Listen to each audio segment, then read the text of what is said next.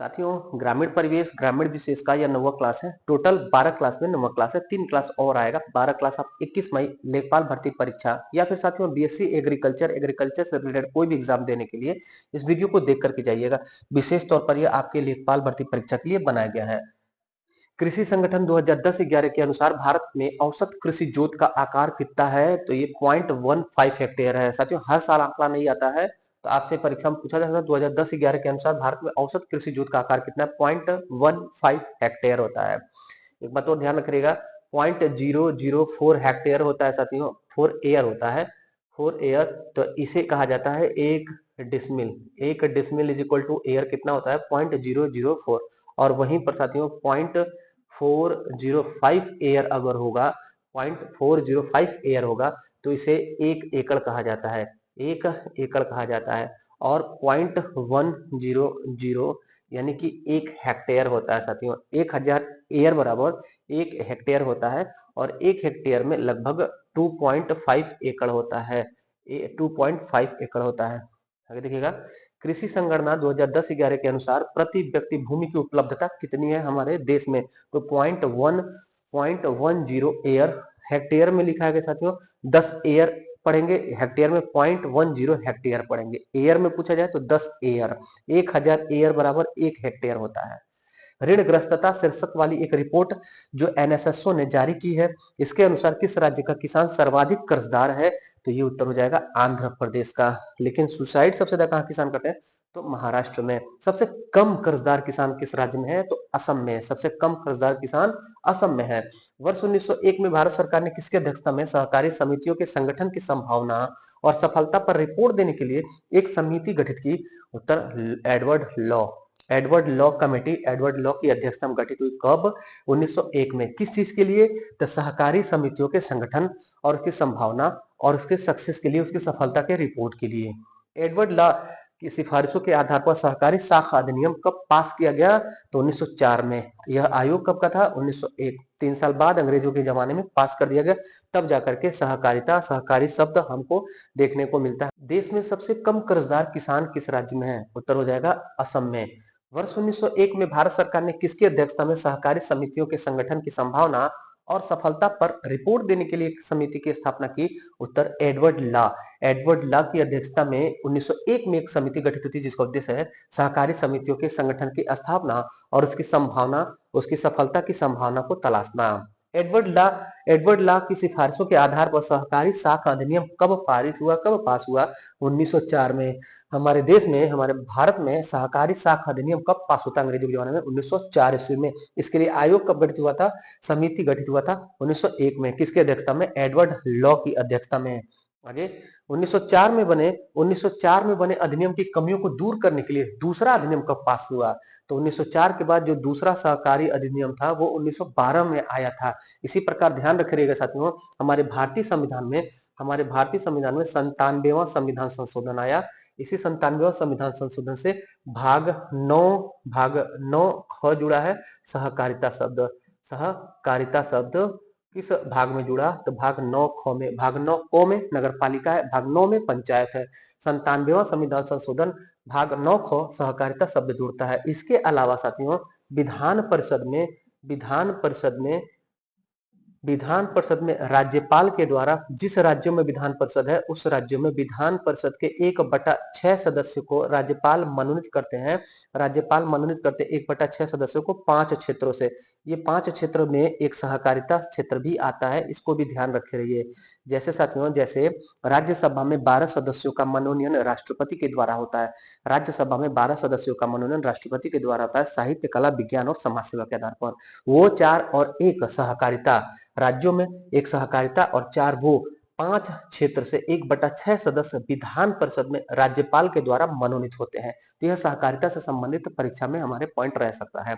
सहकारिता को केंद्रीय सूची से हटाकर प्रांतीय सूची में कब रखा गया? अंग्रेजों के जमाने में, अंग्रेजों के कानून में साथियों सहकारिता को केंद्रीय सूची से हटाकर प्रांतीय सूची में रखा गया 1919 में। 1919 में भारत शासन अधिनियम आया था, मांटेस्क्यू चेम्सफोर्ड अधिनियम आया था। उसी के तहत सहकारिता को केंद्रीय सूची से हटाकर प्रांतीय सूची में यानी राज्य सूची में शामिल किया गया। ध्यान रहे साथियों, तीन प्रकार की जो सूची हमारे भारतीय संविधान में ली गई है वो 1935 के अधिनियम से थी। 1935 के अधिनियम से भारतीय संविधान के भाग 7 में तीन प्रकार की सूची है। केंद्र सूची, राज्य सूची और समवर्ती सूची। 97, 66, 47 क्रमशः विषय उसमें थे। लेकिन अब देखिएगा भाग 7 में सूची का वर्णन है। भाग 7 में सूची का वर्णन है। तीन प्रकार की सूची, केंद्र सूची, राज्य सूची और समवर्ती सूची। जिस मामले में केंद्र सरकार कानून बनाएगी उसको केंद्र सूची, जिसमें राज्य बनाएगी राज्य सूची, जिसमें दोनों मिल करके बनाएंगे जैसे शिक्षा, वो समवर्ती सूची। तो आरंभ में भारतीय संविधान के भाग 7 में सूची, केंद्र सूची 97 थी, फिर राज्य सूची 66 और समवर्ती 47। लेकिन राज्य सूची के 5 विषयों को 42वां संविधान संशोधन 1976 से राज्य सूची से हटा के समवर्ती सूची में शामिल कर दिया गया। तो समवर्ती की संख्या अब हो गई साथियों 47, 5, 52 और ये घट जाता है 61 होता है। तो नया हो जाएगा 97, 61, 52, पुराना 97, 66, 47। ये भारतीय संविधान के भाग 7 में सूचियां हैं। लेकिन संविधान के पहले भी अंग्रेजों के जमाने में छोटा छोटा कानून होता था जिसके तहत हमारे देश में अंग्रेज रूल करते थे। तो उस कानून के अनुसार 1919 में केंद्र सूची से हटाकर प्रांतीय सूची में शामिल किया गया। अगर पूछा जाए अंग्रेजों के जमाने में ब्रिटिश रूल में पहला एक्ट कानून कौन सा आया था, तो 1773 का रेगुलेटिंग एक्ट। और अंतिम कानून कौन सा था, 1935। इसी के बीच में साथियों charter act, charter act 1813, charter act 1833, charter act 1853 और भारत शासन अधिनियम 1861, 1891 और 1909, 1919 और 1935 क्रमशः आता है। सहकारिता आंदोलन के 1935 में सहकारिता आंदोलन को 1935 में किसकी स्थापना पर बल मिला, तो ये रिजर्व बैंक है साथियों। रिजर्व बैंक, जब आरबीआई की स्थापना 1935 में होती है तब सहकारिता मूवमेंट जो था, कोऑपरेटिव मूवमेंट, इसको बल मिलता है। अब ध्यान दे एक बार बार गुरुजी आ रहा, सहकारिता है क्या? सहकारिता हम आप 10-12 लोग मिल करके एक साथ, हम आप एक साथ मिल करके 10 से 12 लोग किसी एक बड़े टारगेट पर अगर वर्क करते हैं तो उसी को कहते हैं कोऑपरेटिव या सहकारिता। भारत के सहकारिता आंदोलन में किसकी भूमिका महत्वपूर्ण है? शाख समितियों और सहकारी बैंकों की भूमिका सबसे ज्यादा महत्वपूर्ण है कोऑपरेटिव मूवमेंट में। भारत में सहकारी साख संस्थाओं के कितने स्तर हैं? कितने स्तर है कोऑपरेटिव जो क्रेडिट है उसका? तो 3 स्तर है, ध्यान रखिएगा। सबसे निचले स्तर पर कृषि और कृषि संस्थाएं होती हैं, उसके ऊपर जिला स्तर पर केंद्रीय सहकारी बैंक होता है और राज्य स्तर पर राज्य सहकारी बैंक होता है। राज्य सहकारी बैंक और जिला स्तर पर केंद्रीय सहकारी बैंक, और नीचे अगर आएंगे तो कृषि और कृषि संस्थाएं होती हैं। शीर्ष संस्था के रूप में भारतीय राष्ट्रीय सहकारी बैंक की स्थापना की जानी चाहिए। इसकी सिफारिश किसने की थी? तो खुसरो समिति ने सिफारिश की कि एक कोई कंट्रोल करने वाली, एक कोई रेगुलेट करने वाली केंद्रीय संस्था भी होनी चाहिए। किसने कहा? खुसरो समिति। बहुउद्देशीय सहकारी समिति को और किस अन्य नाम से जाना जाता है? बहुउद्देशीय मल्टीपर्पज कोऑपरेटिव कमेटी को साथियों सेवा सहकारी समिति भी कहा जाता है। सेवा सहकारी समिति भी कहा जाता है। बहुउद्देशीय समितियों की स्थापना के संबंध में सर्वप्रथम सुझाव रिजर्व बैंक के कृषि विभाग द्वारा कब दिया गया? 1937 में। 1937 वही वर्ष है जब आरबीआई का मुख्यालय मुंबई शिफ्ट होता है। इससे पहले आरबीआई का हेडक्वार्टर कहाँ था? कोलकाता में। स्थापना हुआ 1935 में, आरबीआई का हेडक्वार्टर कोलकाता में था। 1937 में मुंबई शिफ्ट किया गया, वही वर्ष आप ध्यान रखेंगे, वही वर्ष था। बहुउद्देशीय समितियों की स्थापना के संबंध में सर्वप्रथम सुझाव आरबीआई के कृषि विभाग ने दिया था कि एक बहुउद्देशीय समितियों की स्थापना की जाए। वर्ष 1959 में अखिल भारतीय कांग्रेस के नागपुर अधिवेशन में समितियों के संदर्भ में किस प्रस्ताव को स्वीकृत किया गया? अब यहाँ 1959 लिखा है, बहुत सारे अभ्यर्थी जो जीएस पढ़ रहे होंगे थोड़ा कंफ्यूज हो जाएंगे। 1959 में भारतीय राष्ट्रीय कांग्रेस का अधिवेशन कहाँ हो रहा है? वो तो अंग्रेजों के जमाने में होता था। नहीं साथियों, 28 दिसंबर 1885 ईस्वी को कांग्रेस की स्थापना होती है। उसके बाद हर साल भारतीय राष्ट्रीय कांग्रेस का अधिवेशन होता है। अंग्रेजों के जमाने में भी होता था और आजादी के बाद भी। यह 1959 में इंदिरा गांधी के समय में इंदिरा गांधी ने आयोजित कराया था अखिल भारतीय कांग्रेस का नागपुर अधिवेशन। इसी अधिवेशन में सहकारिता संबंधित एक विशेष प्रस्ताव पारित किया गया और सेवा समिति की स्थापना की गई। मोस्ट इंपॉर्टेंट क्वेश्चन टीसीएस के एग्जाम में भी आया हुआ है कि एक विशेष प्रस्ताव सेवा समिति की स्थापना सहकारिता के संबंध में कब डिक्लेयर किया गया, कब स्वीकृत किया गया, कब प्रस्तावित किया गया? तो 1959 के नागपुर अधिवेशन, भारतीय राष्ट्रीय कांग्रेस के अधिवेशन, जिसमें इंदिरा गांधी ने यह निर्णय लिया था। वर्तमान में उत्तर प्रदेश में कुल कितने जिला सहकारी बैंक स्थापित हैं? 50। वर्तमान में यूपी में कितने सहकारी बैंक है? जिला सहकारी बैंक है 50। विपणन का उद्देश्य क्या है? विपणन अर्थात साथियों मार्केटिंग, अंग्रेजी में उसे मार्केटिंग कहते हैं। मार्केटिंग या विपणन का उद्देश्य है कृषकों की सौदा करने की शक्ति को मजबूत करना, अनावश्यक मीडिएटर मध्यस्थता को हटाना और सदस्यों के उपज का उचित मूल्य दिलाना और मूल्यों में स्थायित्व स्थिरता भी लाना। ये सभी उद्देश्य होता है किसका? विपणन मार्केटिंग का। राज्य सहकारी विपणन समितियां किस स्तर पर कार्य करती हैं? तो राज्य स्तर पर, स्टेट लेवल पर कार्य करती हैं। पूछा गया क्वेश्चन है। नेफेड क्या है? मोस्ट इंपोर्टेंट साथियों, आज की क्लास का सबसे क्रीम क्वेश्चन, ध्यान रखिएगा, एग्जाम में आपके संभावित है। नेफेड का पहले तो फुल फॉर्म, इसकी स्थापना होती है 1974 में। कृषि विपणन की सर्वोच्च संस्थान है। कृषि विपणन की सर्वोच्च संस्थान नेफेड है। फुल फॉर्म हो जाएगा नेशनल एग्रीकल्चर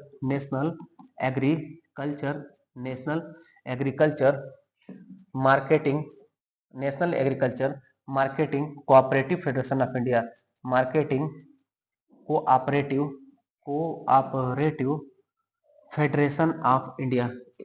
स्पेलिंग महत्वपूर्ण नहीं है, लेकिन आप फुल फॉर्म जरूर ध्यान रखिएगा, फुल फॉर्म भी ध्यान रखिएगा और सन ध्यान रखिएगा। National agriculture marketing cooperative federation of India, NAFED का फुल फॉर्म है। यह कृषि विपणन की सर्वोच्च देश की संस्थान है। कृषि उपजों के विपणन कार्य हेतु यह सहकारी क्षेत्र में राष्ट्रीय कृषि सहकारी विपणन संघ की स्थापना की जाती है। नेफेड ये क्या करता है? कृषि उपजों का विपणन कार्य कराता है, मनो मार्केटिंग कराता है जो एग्रीकल्चर प्रोडक्ट होते हैं। नेफेड की स्थापना कब होती है? 1974 ईस्वी में। केंद्रीय विपणन समितियों का कार्य क्या होता है? तो इसका कार्य है जिला तथा अंतर जिला व्यापार करना, जिला में और एक जिला से दूसरे जिला में व्यापार करना।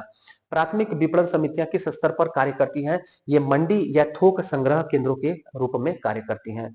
प्राथमिक जो विपणन समितियां होती है या तो मंडी स्तर पर कार्य करेगी या फिर 4-5 गांव में एक जो है क्रय केंद्र होता है उस पर काम करेगी। थोक संग्रह केंद्र आप देखे होंगे, धान क्रय केंद्र और गेहूं क्रय केंद्र। ट्राइफेड की स्थापना कब की गई? ट्राइफेड साथियों यह जनजातीय युवा रोजगार से संबंधित है। ट्राइफेड जिसका गठन होता है 1987 ईस्वी में। इंपॉर्टेंट है, ध्यान रखिएगा 1987। ट्राइफेड किस लिए होता है? ट्राइफेड का गठन उद्देश्य क्या है ट्राइफेड की स्थापना का? तो इसके स्थापना का उद्देश्य है ट्राइबल यानी जनजाति लोगों का शोषण करने वाली निजी व्यापारियों से छुटकारा दिलाना और उनके द्वारा तैयार की गई वस्तुओं का अच्छा मूल्य दिलाने के लिए ट्राइफेड का गठन होता है 1987 में। National institute of agriculture marketing की स्थापना कब की गई? 1988 में। 1988 में national institute of agriculture marketing की स्थापना की जाती है। भारत कृषक उर्वरक सहकारी संस्थान इफको का कार्य क्या है? इफको का कार्य है उर्वरक का, फर्टिलाइजर का प्रोडक्शन और फर्टिलाइजर का वितरण करना, डिस्ट्रीब्यूशन करना। केंद्र सरकार ग्रामीण विकास बैंक नाबार्ड के जरिए देश के ग्रामीण क्षेत्रों में किसकी स्थापना कर रही है? उत्तर हो जाएगा रूरल नॉलेज सेंटर्स यानी ग्रामीण ज्ञान केंद्र। रूरल नॉलेज सेंटर की स्थापना किसकी मदद से? नाबार्ड की मदद से केंद्र सरकार कर रही है ग्रामीण विकास के लिए। नाबार्ड साथियों इसका गठन होता है 12 जुलाई 1982 ईस्वी में। इसका हेडक्वार्टर कहां पर है? तो सभी बैंकों का हेडक्वार्टर मुंबई में ही स्थित है। आरबीआई का, एसबीआई का, नाबार्ड का। ये साथियों नाबार्ड का फुल फॉर्म पूछा जाता है national agriculture bank for rural development. National agriculture bank for rural development NABARD का फुल फॉर्म है। 12 जुलाई 1982 को स्थापित हुआ था। ऐसे साथ ही 1982 में एक एक्सिम बैंक भी स्थापित होता है। 1982 1 जनवरी 1982 को एक्सपोर्ट इंपोर्ट बैंक का गठन होता है। रूरल नॉलेज सेंटर्स की स्थापना का उद्देश्य क्या है? इसकी स्थापना का उद्देश्य क्या है? तो इन केंद्रों में आधुनिक सूचना प्रौद्योगिकी और दूर संचार तकनीकी का उपयोग किसानों को वांछित सूचना या जानकारी उपलब्ध कराने के उद्देश्य से किया जाएगा। राष्ट्रीय किसान आयोग की संस्तुति के आधार पर गठित किए जाने वाले इन केंद्रों की स्थापना का उल्लेख किसने किया है? तो 2005-6 के बजट में सबसे पहले 2005-6 के बजट में वित्त मंत्री थे पी चिदम्बरम, उन्होंने इसका उल्लेख किया था। आगे देखिएगा, स्थायी कृषि विकास से क्या अभिप्राय है? स्थायी कृषि विकास का अभिप्राय है कृषि रसायनों पर न्यूनतम सीमा तक आश्रित रहकर कृषि के ऐसे स्वरूप से है जिसमें जीवांशमय, जो जीवों का अंशमय खाद होता है, जीवांशमय खादों का न्यूनतम भू परिष्करण, शस्य चक्र, जैव उर्वरक और जैविक पौधे संरक्षण की विधियों को उपयोग में लाया जाए। यानी कि साथियों ये स्थायी कृषि जो सस्टेनेबल डेवलपमेंट एग्रीकल्चर है, सस्टेनेबल एग्रीकल्चर डेवलपमेंट है, उसमें उद्देश्य ये है कि जो रसायन होते हैं, केमिकल फर्टिलाइजर होते हैं, उनका उपयोग कम करें और जीवांशमय जो होते हैं खाद, उसका भी न्यूनतम उपयोग करें। सस्य चक्र जैव उर्वरक यानी बायो फर्टिलाइजर का, जैविक खादों का इस्तेमाल ज्यादा से ज्यादा करें, तभी जाके सस्टेनेबल एग्रीकल्चर डेवलपमेंट होगा। नहीं तो हमारे खेतों की मृदा की उर्वरक क्षमता समाप्त हो जाएगी। यहाँ एक बात ध्यान रखिएगा, जैव उर्वरक शब्द आया है, बायो फर्टिलाइजर बोलते हैं। जैव उर्वरक क्या होता है? तो एजोला एक जैव उर्वरक है, ध्यान रखिएगा। एजोला एक जैव उर्वरक है। नील हरित शैवाल एक जैव उर्वरक है। ये आपके एग्जाम में संभावित है, देखिएगा आपके एग्जाम में लेखपाल के परीक्षा में पूछा जा सकता है। बायो फर्टिलाइजर क्या होता है? एजोला और नील हरित शैवाल। इसी का एक भाई है जो कंफ्यूज कर देता है साथियों, यह है बायो फर्टिलाइजर और एक होता है बायोडीजल। बायोडीजल बायोडीजल किसे कहते हैं? तो जेट्रोफा को, जेट्रोफा रतनजोत को, जेट्रोफा हिंदी में रतनजोत, रतनजोत ये एक पौधा होता है, जेट्रोफा या रतनजोत हिंदी में कहते हैं। इससे डीजल बनाया जाता है, इसलिए इसे बायोडीजल कहते हैं, जैव ईंधन कहते हैं। लेकिन ये साथियों ये बायो फर्टिलाइजर है, जैव उर्वरक है, एजोला और नीलहरित शैवाल। ये बार बार एग्जाम में पूछे गए क्वेश्चन है साथियों, ध्यान रखिएगा आप। रक्षणी कृषि, पारिस्थितिकी कृषि, जीवांश कृषि, प्राकृतिक कृषि या पर्माकल्चर आदि अनेक नामों से किसे जाना जाता है? तो जो सस्टेनेबल एग्रीकल्चर है साथियों, सतत कृषि विकास है, अस्थायी कृषि विकास है, धारणीय कृषि विकास है, रक्षणी कृषि विकास है, जीवांश कृषि है, प्राकृतिक कृषि है, पर्माकल्चर है, सब इसी को कहा जाता है। ये था साथियों ग्रामीण परिवेश का 9वां क्लास। कैसा लगा क्लास? फीडबैक जरूर दीजिएगा। वीडियो को लाइक नहीं किया तो लाइक कर दीजिएगा। इसके बाद 3 क्लास और आपको मिलेंगे, डेली एक एक क्लास मिलेगा, हम कंप्लीट कर देंगे 12 क्लास। आप इसका रिवीजन करके जाइएगा, टाइम श्योर इसमें से आपको क्वेश्चन मिल जाएंगे। और इससे कठिन क्वेश्चन आएगा तो आप नहीं कर पाएंगे तो कोई नहीं कर पाएगा, ये भी चीज मानिए। आप एक बात ध्यान रखिएगा हमारे अनुभव पर साथियों, पढ़ना कोई नहीं चाहता है। अगर आप पढ़ रहे हैं, थोड़ा सा आप दर्द सह रहे हैं, बार बार रिवीजन कर रहे हैं, तो आपका सिलेक्शन टाइम श्योर है, होना निश्चित है। सिलेक्शन किसका होगा? उतनी सीटें आ रही हैं तो। पढ़ना कोई नहीं चाहता है, सबके अंदर भटकाव है, सब कोई चाहता है ये किताब खरीद ले, ये नोट्स खरीद ले, ये पीडीएफ ले ले, वो पीडीएफ ले ले, इसी जंजाल में सब कोई डिस्ट्रैक्ट हुआ रखा है। आप एक नोट्स को 50 बार पढ़िए, 50 नोट का जखीरा नहीं तैयार करना है। आप एक नोट्स को 50 बार पढ़िए, आपका सिलेक्शन निश्चित तौर पर हो जाएगा। चलिए मिलते हैं अगले क्लास में, तब तक के लिए धन्यवाद। जय हिंद।